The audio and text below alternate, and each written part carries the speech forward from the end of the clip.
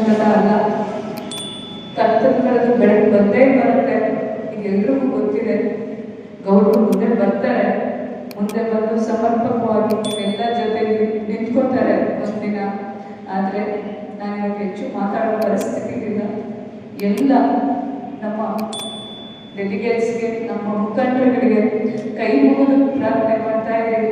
ನಮ್ಮ ಬೆಂಬಲಿತ ಅಭ್ಯರ್ಥಿಗಳಾಗಿರುವಂಥ ಶ್ರೀಯುತ ಶ್ರೀನಿವಾಸ ರಾಮಯ್ಯ ಅವರಿಗೆ ಮತ್ತು ಚಿಕ್ಕೇಗೌಡರಿಗೆ ಮತ ಕೊಟ್ಟು ಅವರನ್ನು ಜಯಶೀಲರನ್ನ ತಾವುಗಳು ಮಾಡಬೇಕು ಅಂತ ಕೈ ಮುಗಿದು ಕೇಳ್ಕೊತಾ ಇದ್ದೀವಿ. ದಯವಿಟ್ಟು ಅವರನ್ನು ಆಶೀರ್ವದಿಸಿ ವಿಜಯನ ಮಾಡಿ ಅಂತ ಕೇಳ್ಕೊತಾ ಇದ್ದೀವಿ. ತುಂಬ ತುಂಬ ಧನ್ಯವಾದಗಳು. ಇಷ್ಟು ಕಡಿಮೆ ಅವಧಿಯಲ್ಲಿ ತಾವೆಲ್ಲರೂ ಸೇರಿ ಅವ್ರ ಬೆಂಬಲ ತೋರ್ತಾ ಇದ್ದೀರಾ. ನಿಮ್ಮೆಲ್ಲರಿಗೂ ಮಗದೊಮ್ಮೆ ನಮಸ್ಕರಿಸ್ತಾ ಇದ್ದೀನಿ. ದಯವಿಟ್ಟು ಸಹಕರಿಸಬೇಕು ಅಂತ ಕೇಳ್ಕೊತಾ ಇದ್ದೀನಿ. ಧನ್ಯವಾದಗಳು.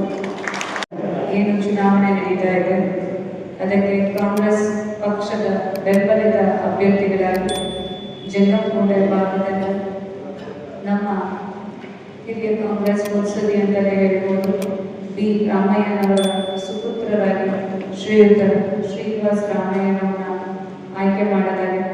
ಅದೇ ರೀತಿಯಾಗಿ ಶಿಡ್ಲಘಟ್ಟ ಭಾಗಕ್ಕೆ ಕಾಂಗ್ರೆಸ್ಸನ್ನೇ ತನ್ನ ಉಸಿರಾಗಿಸಿಕೊಂಡಿರುವಂಥ ಶ್ರೀಯುತ ಚೊಕ್ಕೇಗೌಡರನ್ನ ಆಯ್ಕೆ ಮಾಡಲಾಗಿದೆ. ರಾಜೀವ್ ಗೌಡರ ಆದೇಶದಂತೆ ಬ್ಲಾಕ್ ಕಾಂಗ್ರೆಸ್ ಸಮಿತಿ ನಾವು ಈ ಸಭೆಯನ್ನು ತುಂಬ ಕಮ್ಮಿ ಅವಧಿಯಲ್ಲಿ ಕರೆದಿದ್ದೀವಿ. ಆದರೂ ನೀವು ಇಷ್ಟೊಂದು ಸಂಖ್ಯೆಯಲ್ಲಿ ಭಾಗಿಯಾಗಿದ್ದೀರ. ಇಲ್ಲಿ ಹಲವಾರು ನಾಯಕರುಗಳಿದ್ದೀರ. ಯಾಕಂದರೆ ಪ್ರತಿ ಒಂದು ಹಾಲು ಉತ್ಪಾದಕರ ಸಂಘವನ್ನು ಮಾಡಬೇಕಂದ್ರೆ ಒಂದು ಡೆಲಿಗೇಟ್ ಫಾರ್ಮ್ ಕೊಡಬೇಕಂದ್ರೆ ಅವರೆಲ್ಲ ಕೂತು ಯೋಚನೆ ಮಾಡಿ ಒಬ್ಬರಿಗೆ ಕೊಡ್ತೀರ. ಕೆಲವು ಹಲವಾರು ನಾಯಕರುಗಳು, ನೀವು ಡೆಲಿಗೇಟ್ಸ್ಗಳು ಕೂತ್ಕೊಂಡು ದಯವಿಟ್ಟು ನಮ್ಮ ಕಾಂಗ್ರೆಸ್ ಪಕ್ಷದ ಬೆಂಬಲಿತ ಅಭ್ಯರ್ಥಿಗಳಿಗೆ ವೋಟ್ ಹಾಕಿಸ್ಬೇಕು ಅನ್ನೋದು ರಾಜೀವ್ ಗೌಡರವರ ಮನವಿ. ಇವತ್ತು ಬೆಳಗ್ಗೆ ನಾನು ಅವ್ರನ್ನ ಭೇಟಿ ಮಾಡಕ್ಕೆ ಹೋಗಿದ್ದೇನೆ.